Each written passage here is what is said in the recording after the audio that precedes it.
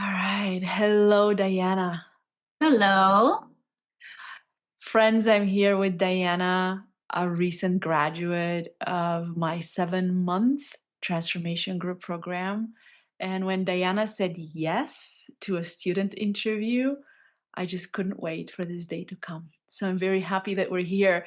And I told Diana a little bit before we started recording that I am excited to hear the narrative, the story, the journey you've been on as one whole piece, as I have been with you, intersecting at different points of your journey. But now we get to see the whole landscape together. So thank you for being here and your generosity. You're welcome. I'm happy to be here. We're just going to jump in, and I really want to start with you and hearing a little bit about what you want folks to know about you and perhaps what drew you to this work together. Well, just some of the logistics about me. I'm 69. I am a professional dog trainer and I am single. I've been single my whole life. So I'm like Miss Independent. There's probably something to that, but we won't worry about that right now. And just maybe to kind of dive right in, I grew up in a very rough environment, very rough. And I started looking for help when I was probably 11 or 12, because in my mind, journaling, a kid that's journaling at 11 or 12 is looking for help.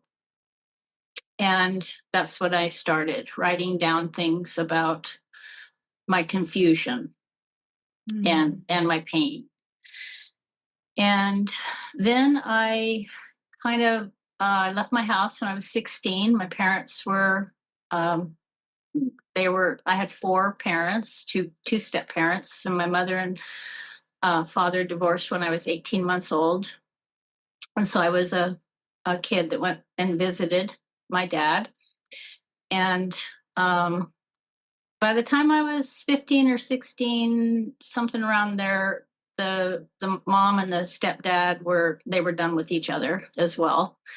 And so my mom moved out when I was 15 and left me with my stepdad. And then he got very strange and wanted to like be my boyfriend, which I was clever enough at that point in time to protect myself and did not allow anything to happen, but I hightailed it out of there. So basically at 16, I went and knocked on the door of a friend of mine and said, "Can I live with you guys until I graduate?" And they said yes. And somehow, miraculously, I squeaked through high school and got out of there. And then I just started working and taking care of myself, and went to some college, but never was able to really finish. Um, and when I was 26, I always had an obsession with dogs. So when I was 26, I just said, "All right, I'm going to be a professional dog trainer." I signed up for a school in Bakersfield, California. I loaded my dog in the car and off I went.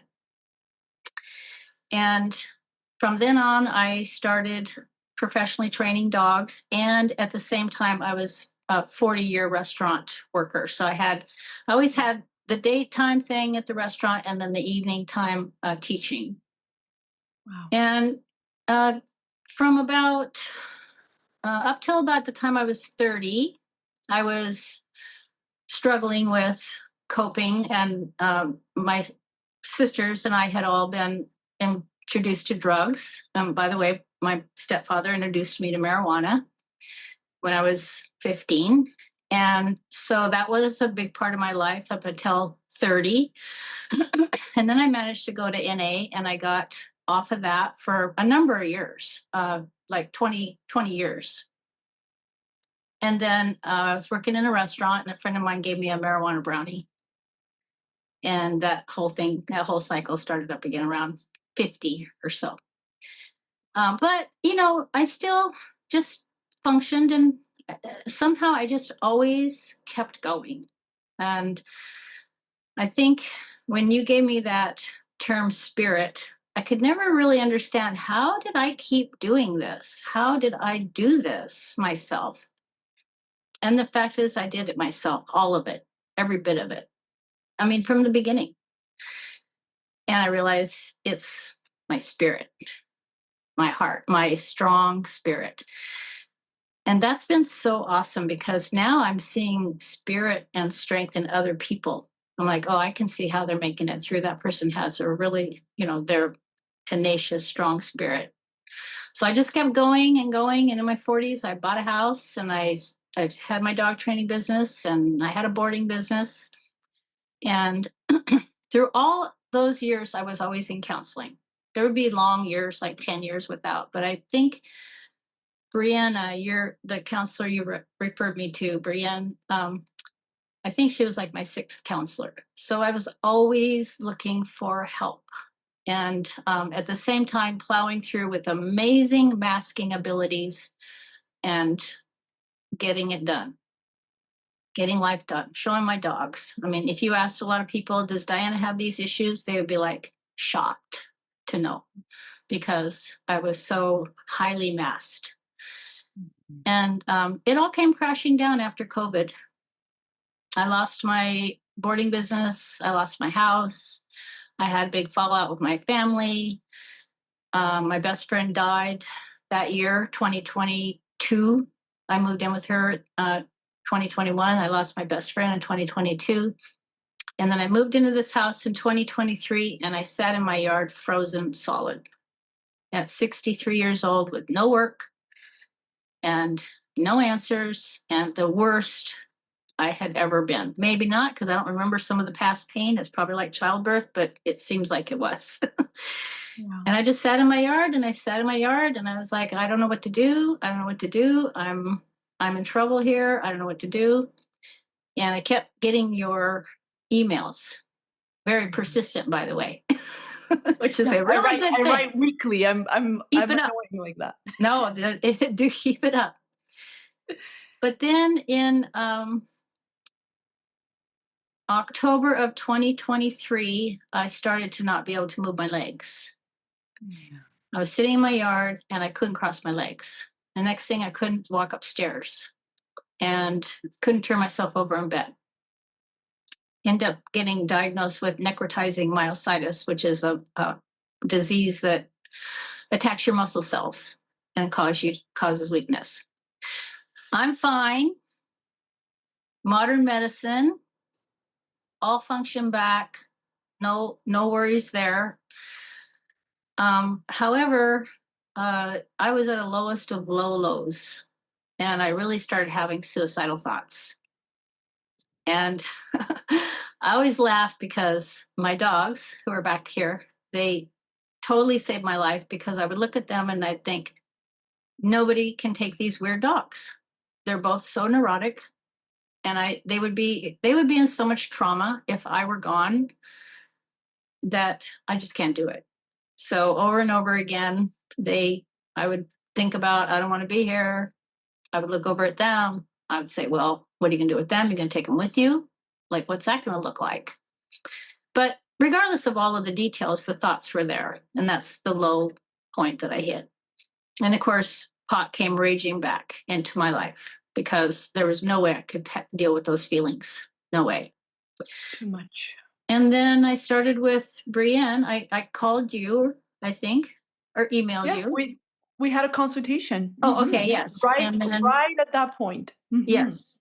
And then you said, please work with Brienne first. You're in pretty rough shape, and it would be better for you to do that. And I did for, I think, 3 months. And then it was January, and the February cohort was assembling. And then you said, okay, let's get you into that one. So that's kind of it in a nutshell. And nothing's the same. In fact, the fact that I just told you that whole story without this, Yeah, you know how I am. I do. I do. But I've had the honor to get to know you. But I'm a friar. when we met, you were, like you said, frozen solid. Yeah. And and really at a low point. And if I remember correctly, your situation with food at the time was marijuana was back in your life, Yes. and that was really making the relationship with food difficult. Yes. And I'm the odd person who restricts with marijuana. Mhm. It doesn't give me the munchies. Yeah. It makes me apathetic, and it makes me actually kind of scared. It brings up that fear of food that I have Mhm. because I've been brainwashed into, you know, being afraid of food. And so the food issue and the marijuana issue are totally intertwined. And when I'm not using marijuana, my relationship with food improves immensely. So my tendency is to restrict and to be, or I would say maybe what's more accurate is to be apathetic. Like I'm going to work, I'm on my way home, I don't have anything, stop at the store, grab some useless, tasteless thing and pop it in the microwave and gag it down. Or stop it. I mean, I literally in the restaurant business would say, drop me a fish and chips, you guys. I'm out the door, and I'd eat it in my car on the way home. Yeah. Just like stuff it in because I have things to do. I can't be bothered with this. Yeah. And even heard myself in the past say things like, I wish I could just mainline nutrition. Like, I don't want to even bother with it. Right. So, and that's not a big surprise considering my childhood and that we didn't eat at dinner tables. Food was not a thing that nourished in our emotional environment. Food was a thing that divided. So my feelings of I don't want to have anything to do with it make perfect sense to me at this point in time. Yeah. So you've painted a picture of where you were when we met and how you felt at the time, which was really like if I sum up how this lands inside of me, is almost like not a part of life. Not at all. Yeah. Not at all. I was And hopeless at that point. and here you are. You worked with a wonderful colleague that I referred you to, who I met in my NARM training. And then here you are in our February group, which started February 2025, and you just graduated um, in the fall. Yep. Yeah. And life is very different now. Yes. What did you discover in this process of coming into the group and beginning to work with your nervous system? Hmm. The most important thing, more than anything else, it wasn't my fault. Yeah. That was the most important thing. It wasn't my fault. I didn't have a chance in hell. Mhm. I think understanding the logistics of my life freed me because I had mine was a big mess. I know that a lot of people suffer and struggle and their parents were good to them. And I can imagine that that's hard to figure out, well, why do I feel this way when I had all this love around me or whatever? But I didn't have that. So it wasn't a Sherlock Holmes mystery. It was clear as day. When you grow up with abandonment, neglect, abuse, physical abuse, sexual abuse, all of those things, you're going to be messed up. But I didn't acknowledge the intensity and the bigness of the trauma until we started working together.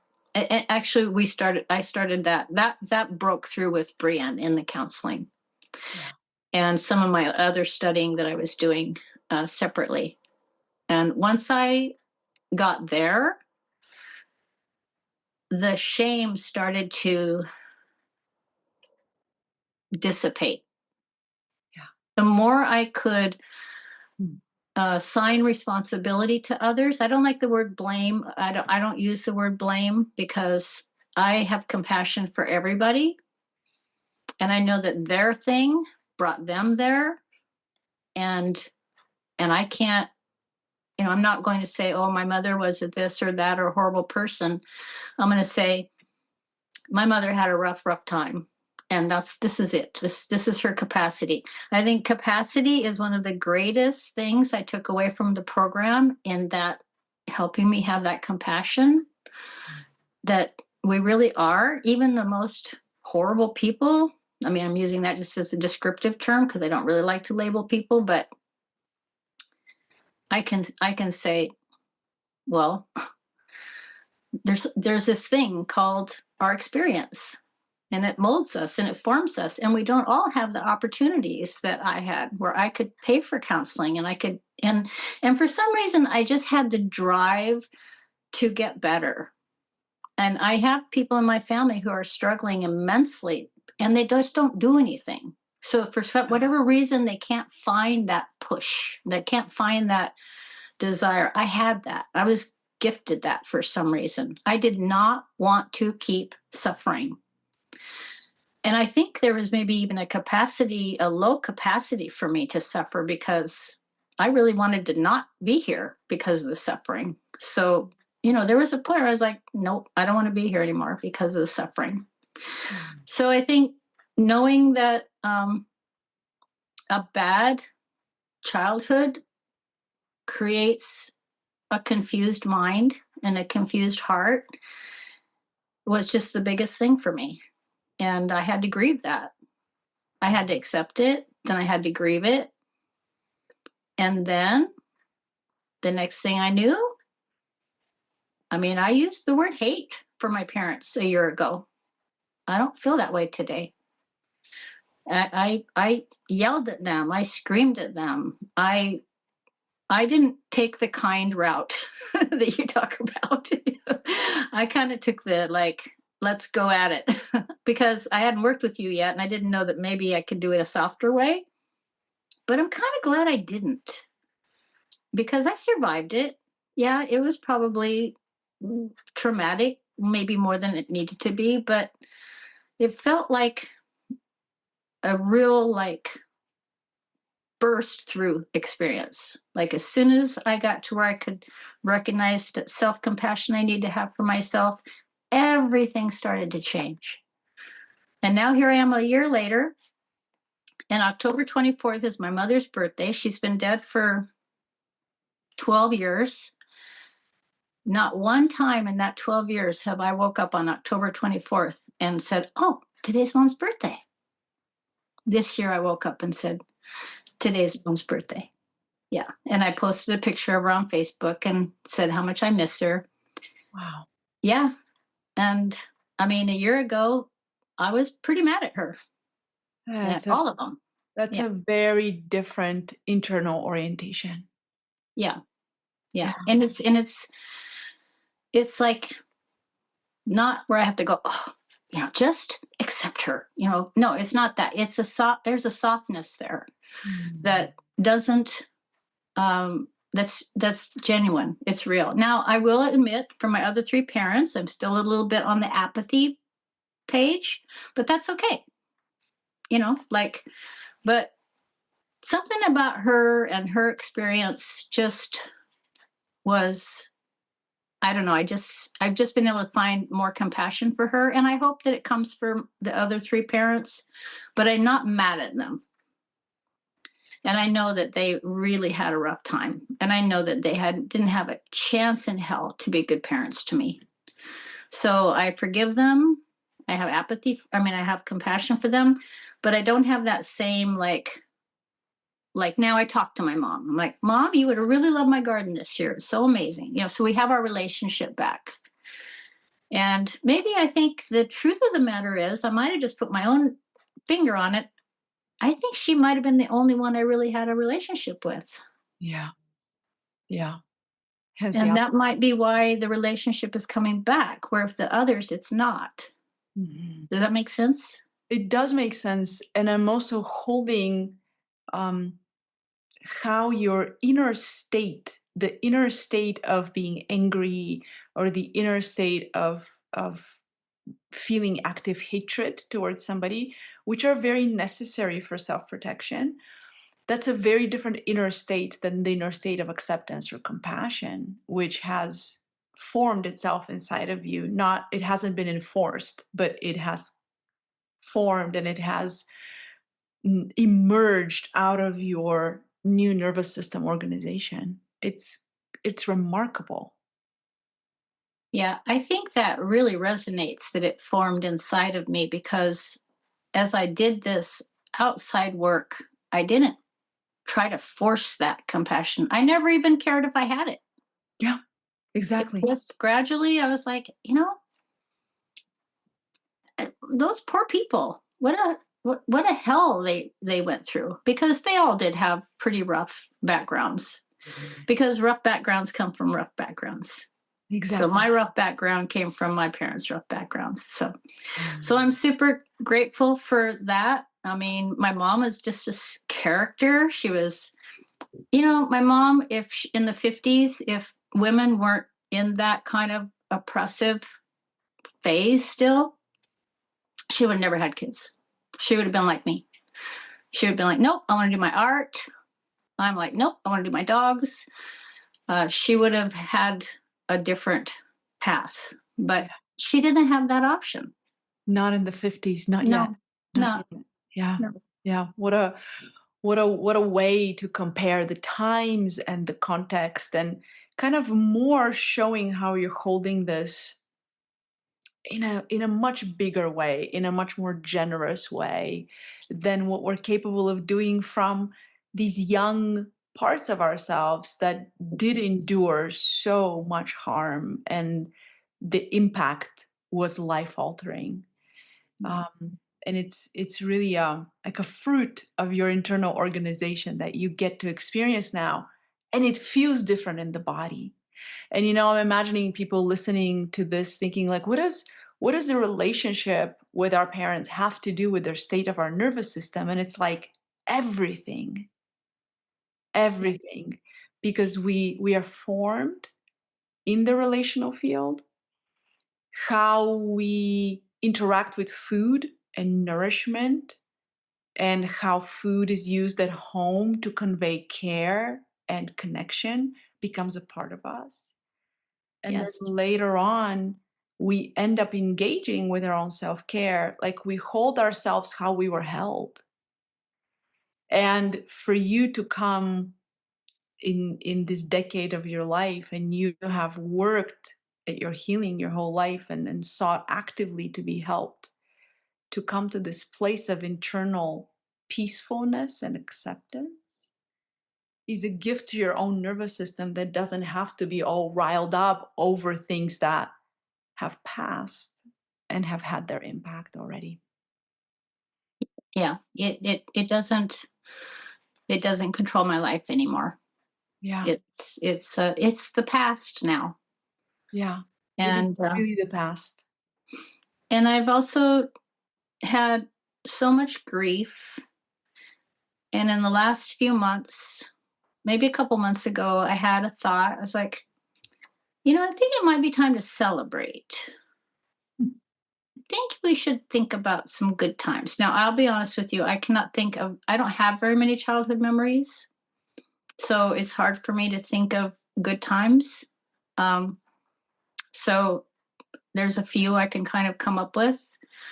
But I also had a lot of grief of losing my 35-year friendship when my friend died in August of 2022. And I've been grieving her a lot for 2 years. And that really shifted too, where I was like, I don't think Cheryl wants you to feel like this anymore. Yeah. Let's celebrate. Let's celebrate what we had. Let's celebrate our life together. Yes, it's extremely painful that she's not here, but grieving can't just keep dominating everything Yeah. because it overrides these memories and these experiences. So I don't want that anymore.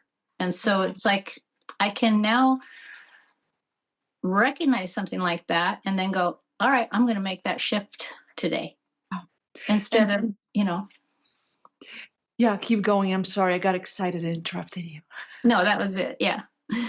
I'm thinking about the capacity, because you used that word capacity a few paragraphs ago, the capacity to have a different way of being than just being in the grief, or just being in the anger, or just being in the upsetness, or the protest. It's like, oh, I actually have capacity to celebrate now. And so something Yes. else is possible. Different ways of being are possible inside my body.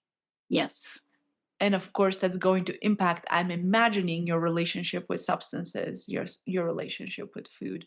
And Oh, I'm yes. wondering how, in the process of working in our group, you saw what we were doing also impacting your relationship with substances and with food. Well, I honestly, from post No. graduation, I still had some bumps and bruises here and there. And I reached out and said, that these tough times, because what happens for me, I think, and I know not everybody has the combination of the food and the substance abuse, but I can get like hit a blind spot. I'm literally not here anymore. I'm in my car and I'm driving, and I'm in Washington State and pot's legal. Yeah. Or I'm at the refrigerator and I'm pulling out ice cream and or chips, or I'm just like wanting to just Yeah. have something in me that shuts this all down. Mhm.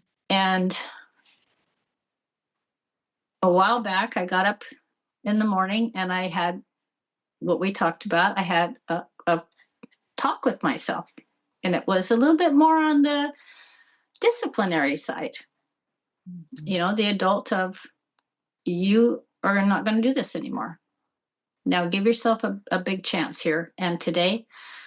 And ever since that morning, I have been enjoying food, cooking, shopping, batch cooking, and really having a flow of caring for myself in my little house with just me and my two dogs. So when you live alone, it's hard because there isn't, it isn't a come home and, let's make meals for each other. Plus, there's always too much food, and it's just hard. I don't think there's anybody who lives alone that wouldn't say It it's is hard to nourish yourself. much harder than when you're in community or Yeah, in a family space. Mm. yeah. But I just said, let's just get some recipes. I found a really good magazine that I was in the grocery store line, and it was $16. And I'm just so rebellious right now about prices that while I'm in this line, I get on Amazon. I'm like, oh, there it is for $6. So I ordered it, and just has been making some really fun meals out of there. Bean and corn salads, and my freezer's full of meatloaf and spaghetti and quiche and corn and bean salad. And, um, I don't have a huge repertoire or variety of foods that I like at this point, or that I know how to do, but I feel like I'm on a really good beginning of taking that time, cutting that food, mixing it all together, and putting it, like, this is me making something for me. So nourishing myself, and I really am enjoying it. So it's been a big shift. It's still pretty new. I mean, it took me, let's see, we were finished in August. So it's taken me a couple months to kind of keep Yep. using the tools and backsliding, and then getting better, and then backsliding, and then reaching out, and then backsliding. But that Friday morning, and you said when I told you about this that I parented myself with the father figure more. Found the I good father inside. found the good father Oh, who said, honey, let's just stop this, oh, because your life will not be what you want it to be if you're doing this. So what do you want? And what's really interesting, Diana, is something that I really appreciate when all of you who learn with me come to this point where you can say, wow, the state I'm in when I'm driving the car to Washington is not the state I'm in when I'm chopping my vegetables. Yes. Whoever is driving the car to Washington, the person who chops the vegetables is in the trunk of that car. Yeah. And this is what I think people don't realize is how, and why I appreciate you sharing transparently what the process has been like, because it's not like come and organize your nervous system and there's a big on off switch where we turn off all the coping strategies and turn on all of these new beautiful nourishing things. It's like the system has had all these ways to cope its whole life, and we are also creating ways of being, connection to the ventral, to the safe and social system that allows us to nourish ourselves well in an organic way that feels, like you said, like a flow. But Yes. these ways of being, they coexist. They don't, we don't erase what has happened so far or how we have coped so far or where the neural pathways have been connected so far, but we're building new ones right next door. It's like the old freeway, and we're building all these off ramps to all these new neighborhoods where we can go. But the old freeway might take a while to dissolve. Like if you stop driving on a freeway, it takes a while till the grass comes and starts living in the cracks and opens it up. And I think this is really important that you're going, oh, this is, now that I've been practicing being in these other more connected, more easeful states, I can actually notice when I'm not in that state. And that's why I tell people, they're like, well, what do I do in the midst of the state? By the time you're driving to Washington, there's nothing you can do because the one that can do something is Yes. incapacitated. Like That's exactly how it feels. the Yes. dominoes have fallen, right? Yeah. And you are in the strategy. You know, those people here who are versed in IFS or other modalities, they have different names for these strategies or these complexes that activate. And in this moment, you are trying to just survive. It's not about what's best. It's not about how I'm going to feel tomorrow. It's not about, is this sustainable? The part of the brain that can even think those thoughts is offline. Yes.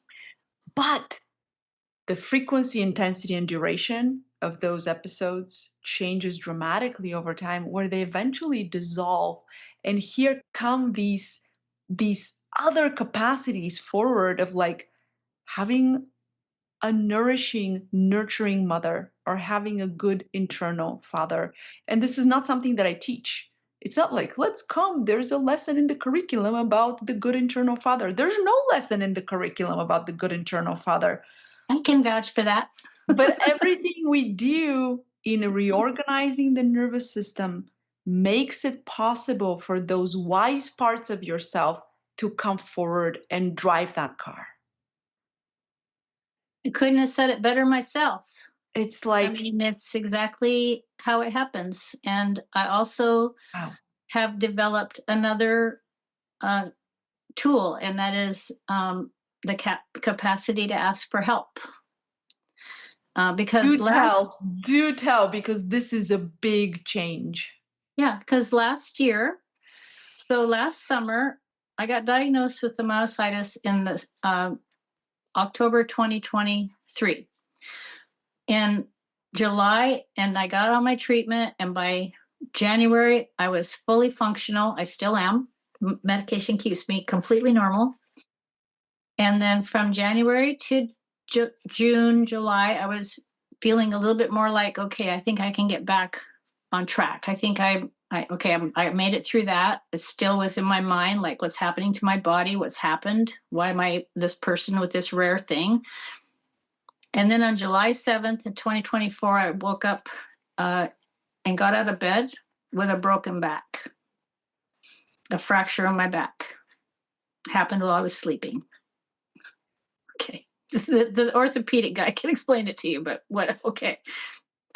2 months down for that healing. It was just a small fracture. It healed pretty quickly, but I was out for 2 months.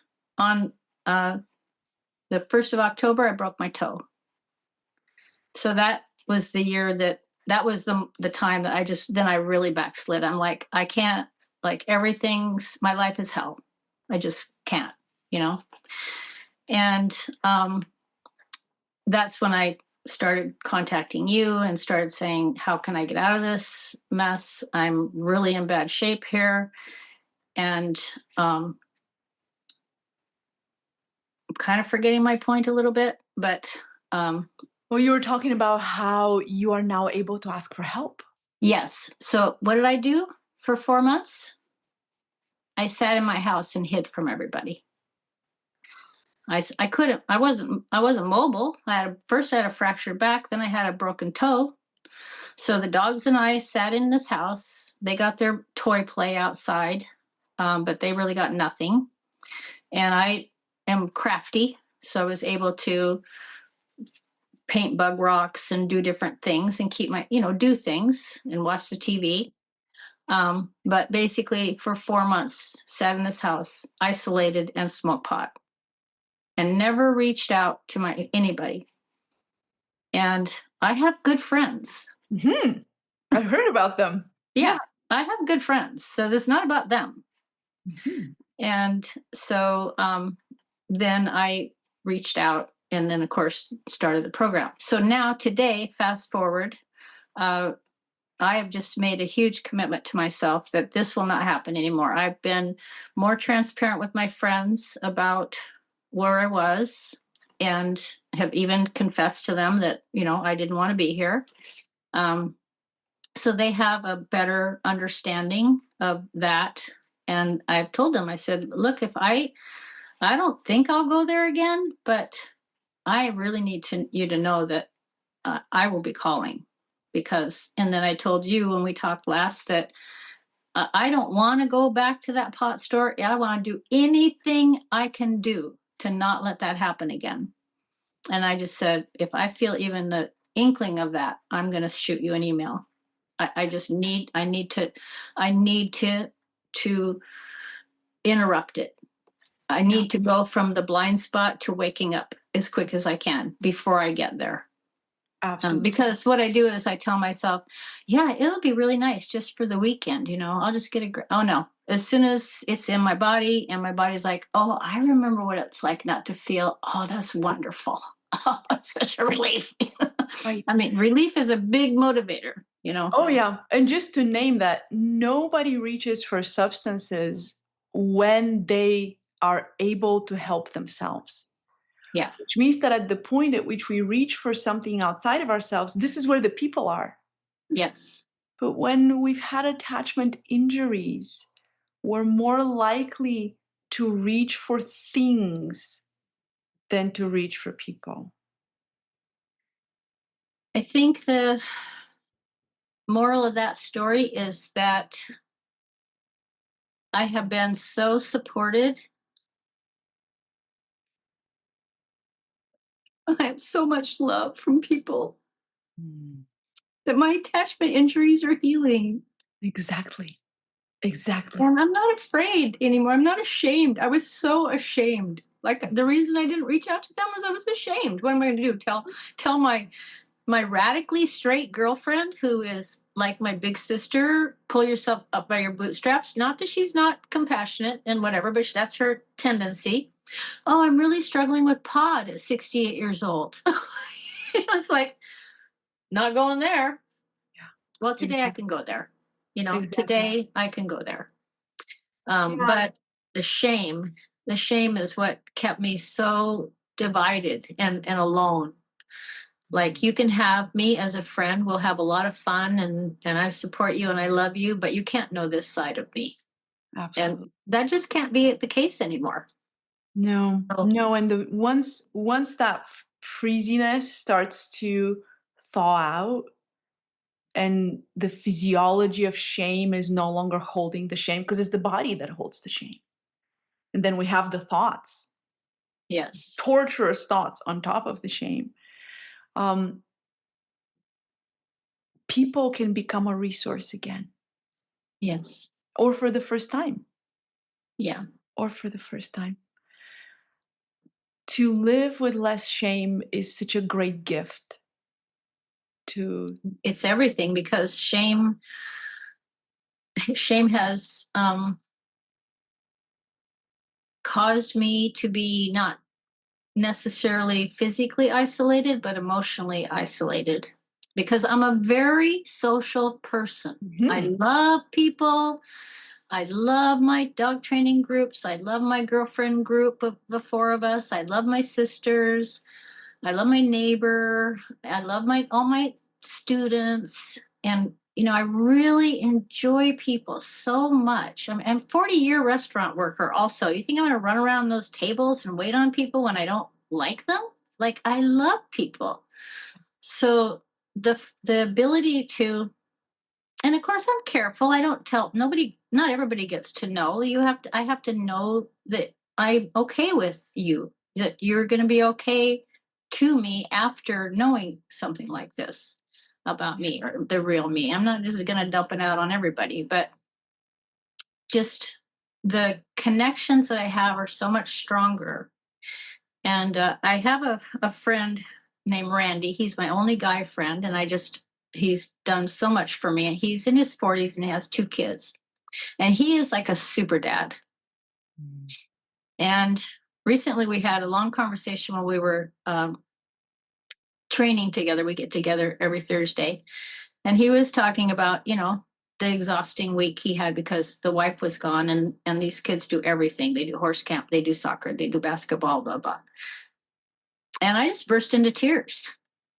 And next thing you know, we're having this big, huge conversation about, Randy, I admire you so much. The things you're giving your kids, Yeah, what I didn't have yeah, is giving me the ability to celebrate what you're doing yeah, in your life. And then and then I also told him a lot more truths about my life that day. So those are the kind of things that I don't think would have ever happened if I wasn't where I am now, because I would have worried, like, is he going to reject me? Is he still going to want to be my friend, knowing these horrible things that I went through? And um, no, he just kept supporting me exactly the way he always has. So I yeah, think the more I tiptoe out like that, and give those little bits and pieces to people, and hear them say, well, that's, you know, really sad. And I don't want you to ever think about that again. But I'm here for you. Call yeah, me instead or whatever. yeah. So that's what I'm trying to do, is to get more of that. And that's a nervous system that has access to the goodness that is out there, which is reflected in feeling safer, being able to let down, being able to stay more open. And that's a lot. The word I often use is like cheaper for the physiology. It's not a very refined word, but it's a lot of biological energy to stay protected. Yeah.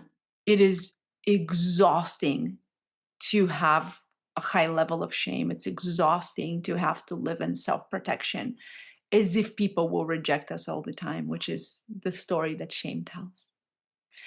One Yeah. thing that I remember from our conversation, Diana, I would love if you want to share a little bit about this, is as a longtime seeker, you were very good at observing your thoughts and very good at watching them, but not really sure quite what to do with them. Would you be willing to say a little bit about that? Yes. Yes. Well, when I was uh, with a counselor after um, I lost my house and my boarding business, and had a bunch of family drama over COVID, because there was, the people were gone. There was no business for 2 years. And then I moved in with my friend Cheryl and her husband. I had a wonderful, beautiful basement apartment that they had in their house. And I was messed up. It was another like messed up phase. Like, what am I doing? What happened? What just happened? My family and I are alienated, all these things. And so I went back to counseling. And she introduced me to Eckhart Tolle and said, you might want to read this, because I think you really need to hear yourself. Like your thoughts are really driving you crazy. And so I did. But and by the way, this is just me. I read both books 5 times because I just really wanted to get it. Um, However, the thing that I found was limiting was I didn't know what to do with them. Mhm. And it was almost like a re-traumatizing to be able to hear them because like, oh wow, I almost hate myself. Yeah. Like I am so negative about myself.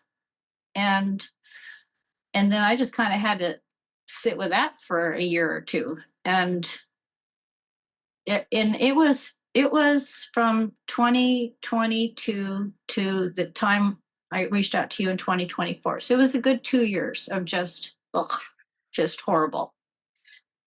And I actually almost kind of grateful for the myositis because it literally froze me.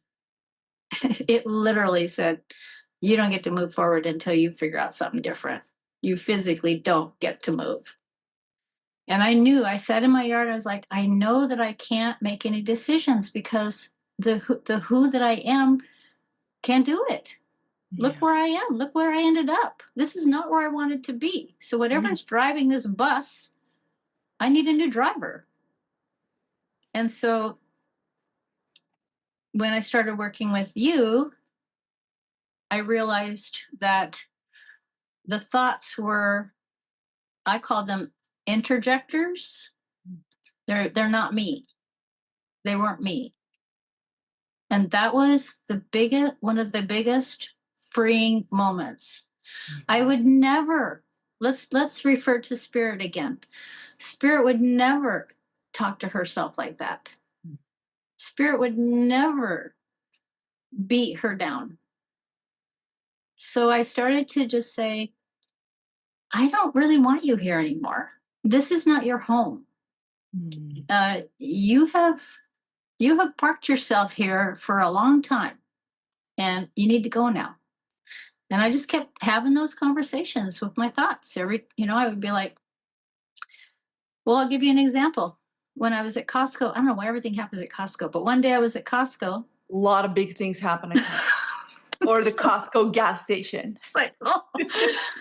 I come out of the Costco and I'm on myself about something. I couldn't tell you what it was, but I'm just on myself. Yeah. And by the time I got in the car, shut the car door, this was after graduation. So this is an example of how I was able to say, oh no, we're pivoting right now. Yeah. Out of my mouth vocally came, what were you thinking, Diana? Wow. And That sounds like a harsh immediately, parent.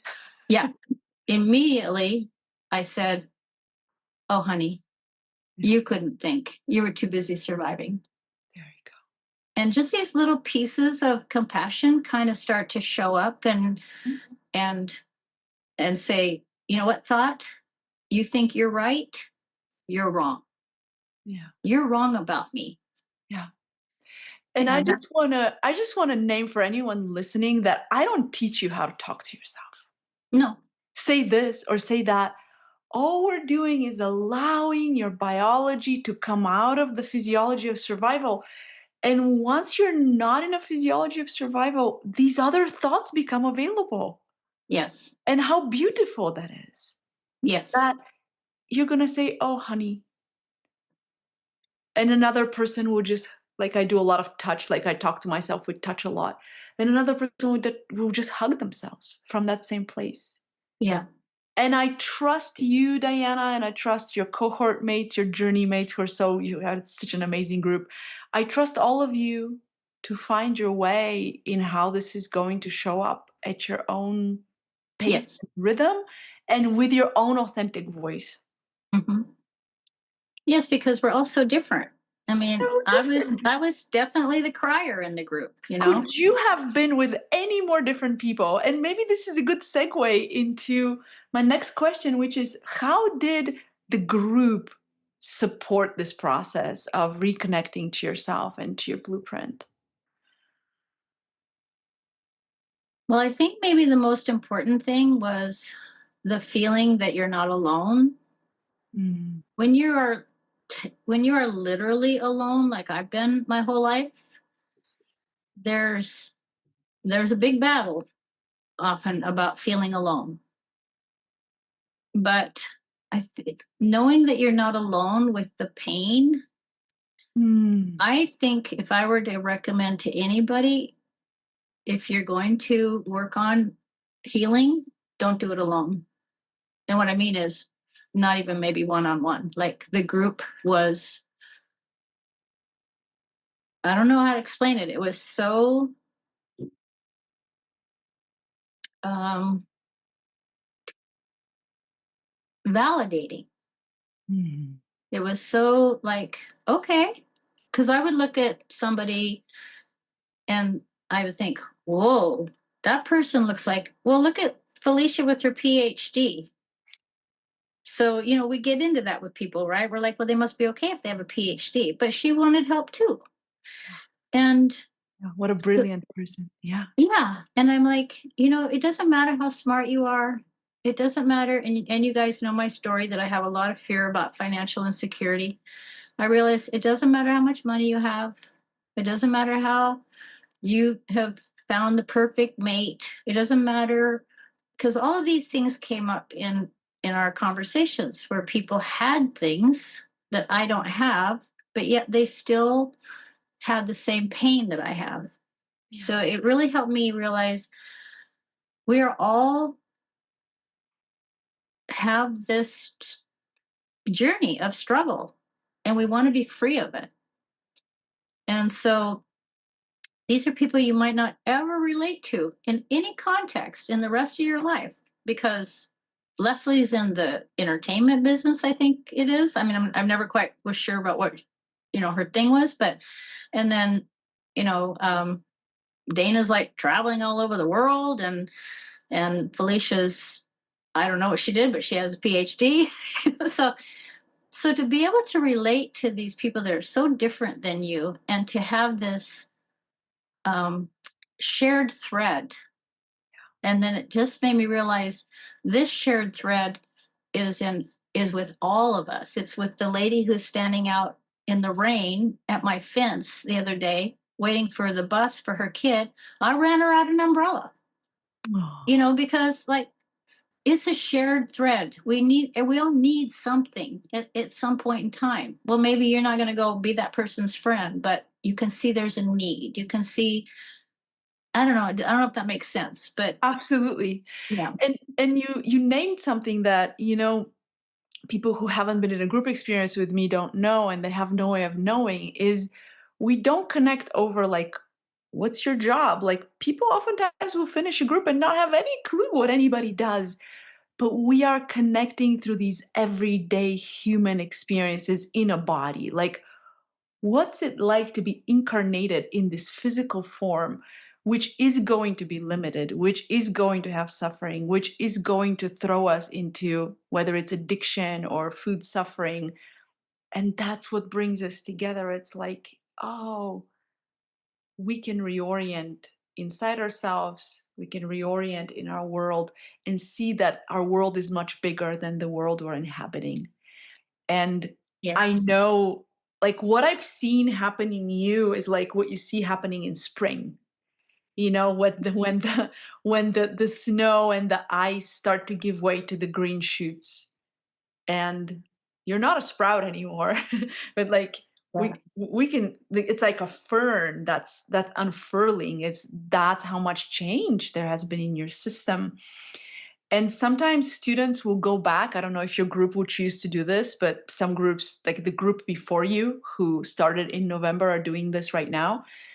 And I was just talking to them last week. They're going back and rewatching the Oh, okay. recordings. Yeah. And they're like, we were so frozen. We were like not even there, but we didn't know. And it's like, now you can see Yeah. change. And it's really touching because all the work you've done, it's sitting there like little time capsules. And then we gather and it can start to unfold. And this great spirit that carries you is the midline that all of this has organized around. It's been beautiful to watch it. And that is exactly why when I was sitting in my yard 2 years ago and I couldn't move was because I knew I couldn't create any sprouts. Yeah. I didn't have any sprouting ability. And I feel like there was a wisdom in me there.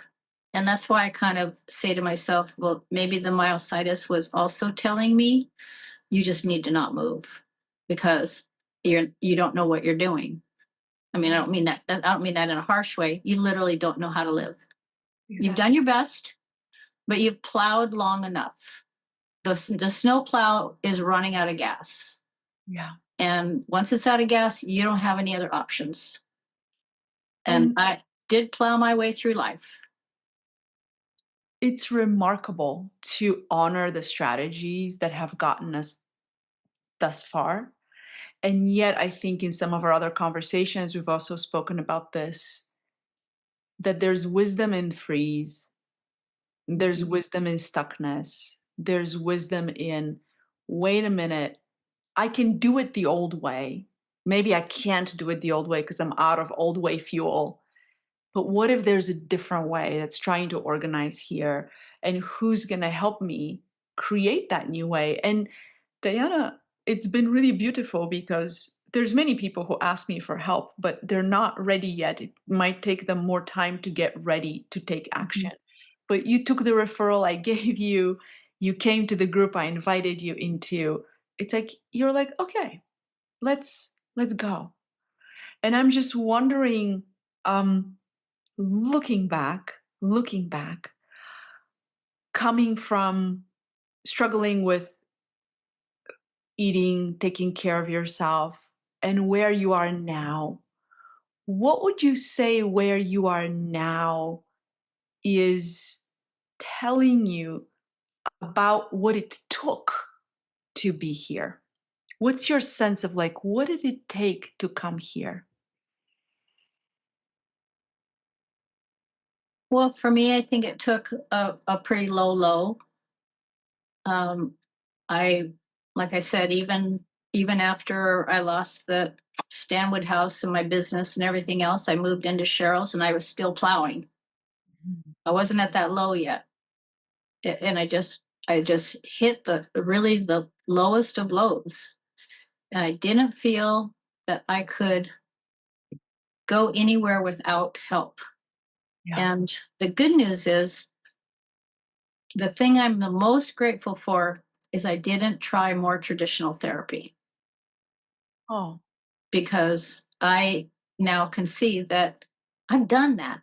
I've done a bunch of that, and it you all have helped me decades. to Hmm. some degree. It all helped me. It helped me keep going, Hmm. but it did not change me internally. Yeah.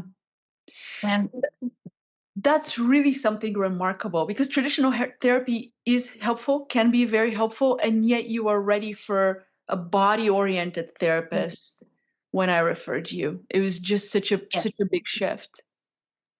yes, I thought it was really weird when I got on the phone with in our Zoom with Brienne, and she started wanting me to feel my body. I'm like, what? What you talking about? you know. But I there was something about your voice, and I bought your book, and then you kept sending emails, and there was something there that I said, I've tried other things. I've and being somewhat uninsured my whole life, most of it came out of my pocket. So thousands and thousands and thousands of dollars. A mansion on the ocean. I tell my students, it's like there's a mansion on the ocean, it's just here and here. Yeah. Yep. And so I just Yeah. your voice just resonated with me. I had to think about it for a long time. I had gotten your emails for at least 4 or 5 months before I even contacted you. I just kept reading them and reading them. Then I got the book and I worked through the book. And once I got the book, I realized, okay, at least this is different. Yeah. So I need to do something, and it can't be everything I've tried before because here I am. Yeah. I have not felt things haven't changed inside of me. That reforming that you talk about had not happened. Yeah, What that had is happened was I gained plowing skills. I was like, okay, I'm good now. I've had 6 months of therapy. I can plow again.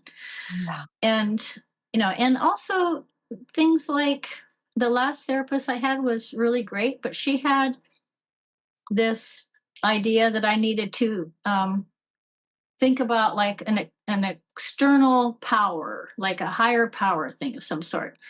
Mhm. Well, that was fine and everything, but you sent me a book by Dr. Doty, and a huge shift that I had from that lesson was I have the power. Yes, you do. I'm the power. Spirit's the power. Mhm. That out there, I'm not going to say, oh, the universe, allowed me to have a good day. No, Mhm. no, I did it. Yep. So something shifted in my perception of myself that, and then I started congratulating myself. Mm. Holy crap, girl, you had like hell on earth childhood and you made it here. Good for you. I'm one of the best dog trainers on the West Coast. I have Good watched for you. I have watched you You talk know, about it. I've watched a video of you leading, and I'm like, this woman is on fire. not only am I a really great dog trainer, I'm a good educator. I Yes, love people and I can help them and they have fun. Our classes, people clap for other people. It's all exciting. So, like, who got me here? I did. you did. So that's another thing I've been celebrating. And I'm not discouraging the idea of a power, bigger than yourself or whatever. It's just that I don't want to give that all the credit. Sure. I Sure. want some of the, I need the credit. I don't need the credit. I believe that I am the source of my survival. Yes, you are. I don't know any other way to put it. Yeah, and there's so much agency in that. Yes. And I remember where I was standing talking to you when I said, I think there's a book that might help you organize your intentions for this next part of life. I don't know anyone else who teaches about intentions better than Dr. Doty. Oh, and you know what happened since I got Dr. Doty's book? I have a job and I'm starting my own business. I know. And Dr. Doty is the father voice Ah, because he's a super nice guy. he is a But nice in guy. there, he kind of says, Yep. if you want to get it done, it's probably going to have to be you. Yep. So then it made me realize, wow, okay, not only do I not have to give credit to the universe, I have to let the universe know that I can do it, Yeah, that I can, it's me who has to do it. exactly. And that that sense of empowerment and personal responsibility was not something that I had before then. And my classes at the place I'm working is not going to be permanent because we have a little bit of values differences, but it's great right now. And the students are coming and coming and coming. We just had to add a new class yesterday.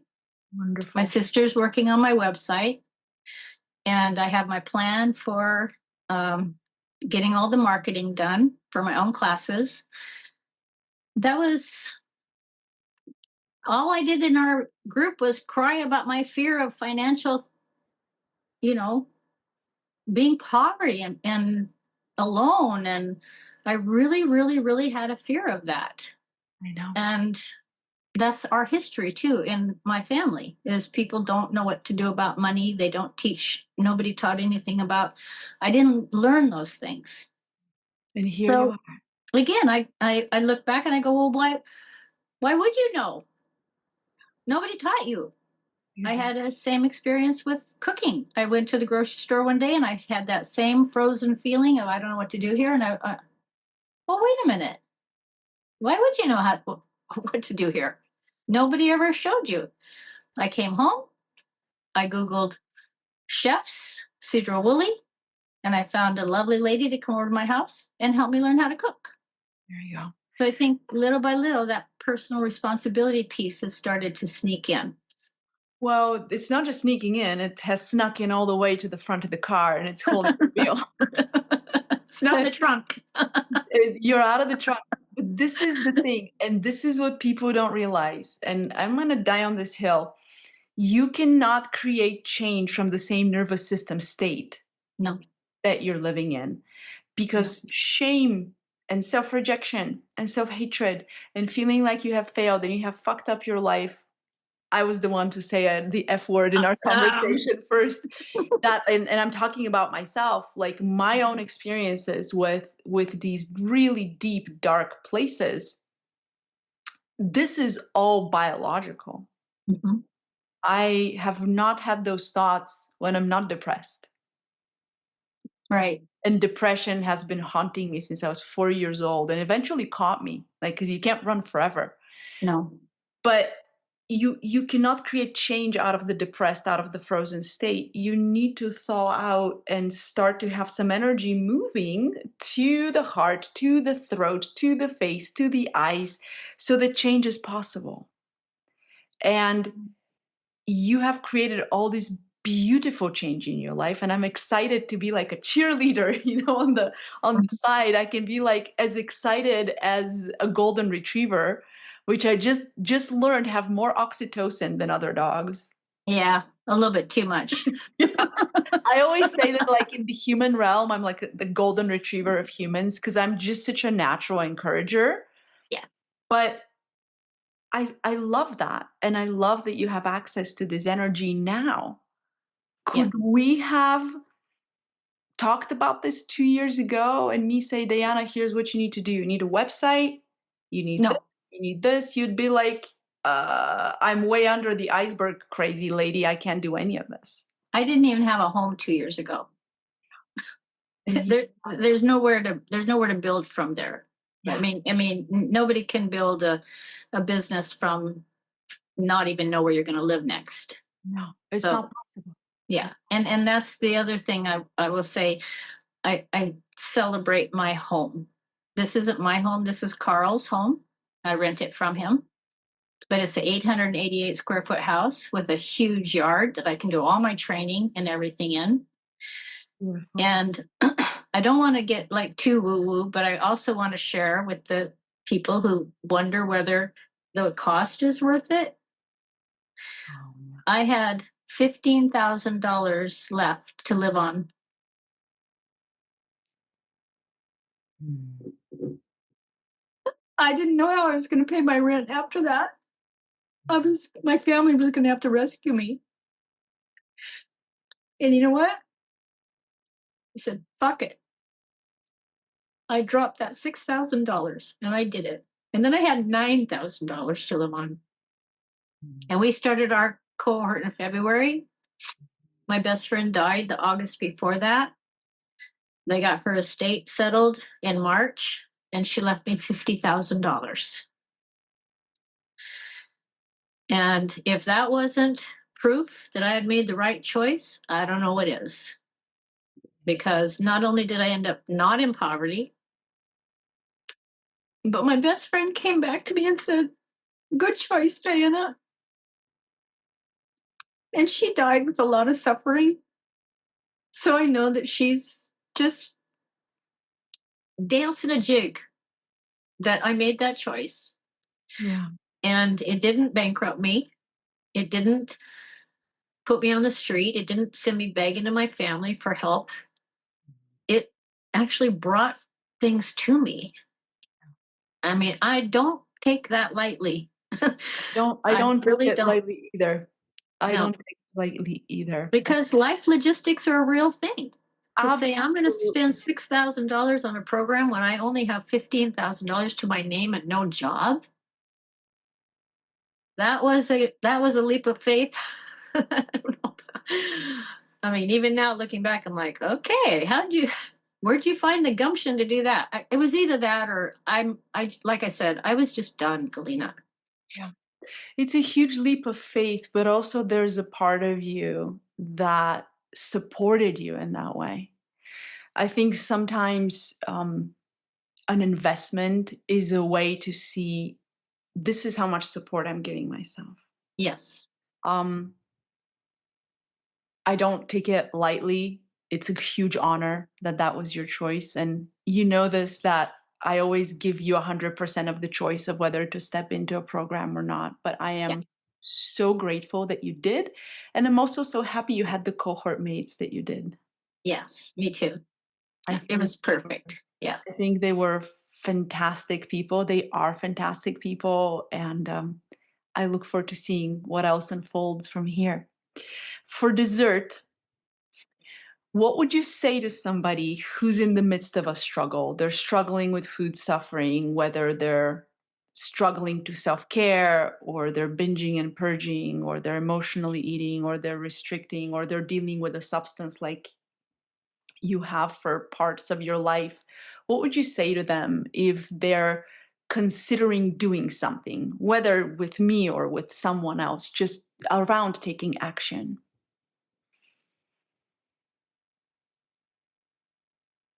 Don't wait 68 years. Mm, Don't wait. Don't lose that time. Do it now. I I don't think we were in our cohort for more than 3 weeks when I said to Esme, "I'm so grateful for you." For not, her, but that she's here because she's young. And I just that stood out to me right away. I was like, this girl is going to have a good life. She's going to have the things that she deserves. She's not going to fight for another 30 years. Don't fight any longer than you have to. And you don't have to. And this is not hyperbole. This is the truth. All those years of seeking healing, I didn't know if I actually had a chance. Like, if you work that hard and it's not any different, do you really have a chance? But it took one more chance, one more step. mm. So Thank don't you. wait. It's Thank you you. just can't wait. You don't have to. You don't deserve to live like that. You deserve more. Mm. Nobody deserves to live like that, and you don't have to. And the things that you're going to get to have that you can't maybe even imagine right now. For example, I hadn't taught since 2020. I hadn't taught in a school since 2018, and like a functioning school where I'm going to work and teaching. I worked for a place called Synergy Dog Sports. And we taught 60 classes a week, 6 instructors. So I forgot my purpose. And when the Rocket Dog offered me the job a few months ago, I initially went in there and was like, I don't know how to teach these people. What's going on here? And little by little, I was like, oh, yeah. Oh, wait. Whoa, this is who I am. And I came up with a phrase for myself, for my experience, and that is there's power in my purpose because I found it again. And I not only found it again, but I love it, I think, more than ever. Yeah. Yeah. May I share something from a conversation we had a few weeks ago? Yes. You said, I love dogs and I love people. Yep. And I have rediscovered, like I've reconnected to my purpose. And this is it. This is what's gonna lift up the covers in the morning. Yes. And I told you, Diana, there's some studies that show 60s and 70s are the most productive decades of our lives now. And Yeah. I'm excited for you to be lit up from the inside with what's coming your way. Yeah. Yeah. And because I know I'm going to be working for a while, I just keep looking at my role models like T. Colin Campbell, who's I think in his 90s now, Well, and Bernie Sanders, who's 85. And yep. like what is this retirement thing? Who cares if I have to keep working? I want to work. I just am loving it. So Yeah. my whole idea of I was trying to fit into the cultural, like I'm 68 and I'm not ready for retirement. I didn't do the right thing. I don't have any money. I didn't. No, I'm just going to work Yep. and just And to time. as a teacher, the older you are, the more experience you have, the wiser you are. Yes. And it's just such a gift to to have the health to keep working, because what allows us to keep working is our health. Yeah. I tell everyone my plan is to die at work between clients, not in Yeah. front of, because that's going to be very traumatic. Yeah. But it's like, this is it. Like, I have no plan of stopping, and for as long as I'm alive, I'm going to keep supporting people to understand themselves, so they can love themselves and they can nourish themselves. Yeah. And I have one other little tidbit for you. Please share. The 1st of November is Okay. going to be the first time in 5 years since I've been on this lost journey that I'm going to pay my rent and all my bills with a paycheck instead of my savings. I don't know what more there is to say. Congratulations is in order. Yeah. And way to have your hands on the wheel of your life. You have all you have, and you've been able to weave in what our learning in our little school offers, is because of who you are. And I just really, really love that you can feel that. Yes. Me Yeah. too. Thank you, I'm Diana. very grateful. Very grateful. Thank you, Galina. It's such Thank an you for honor. everything. Such an honor. And everyone who's listening, you know this, at the end of my interviews, I always say, if you want to shoot Diana a message, send it to my email. And I'm very, very happy to forward it to her. Yes. It's such a Yes. generosity to share your story. Yeah. I'm here to support anybody's journey. And I know I still need people to support mine. And I have those people. And it's the most incredible blessing you could ever. I'm not scared. I'm not scared anymore. Thank you, thank you, thank Thank you. you. Wishing you a beautiful rest of your evening, and thinking about a celebration for November 1st. That's going to be a big day. Yes, definitely. Okay. Thank you, Thank you, Diana. Galina. Okay. Bye bye.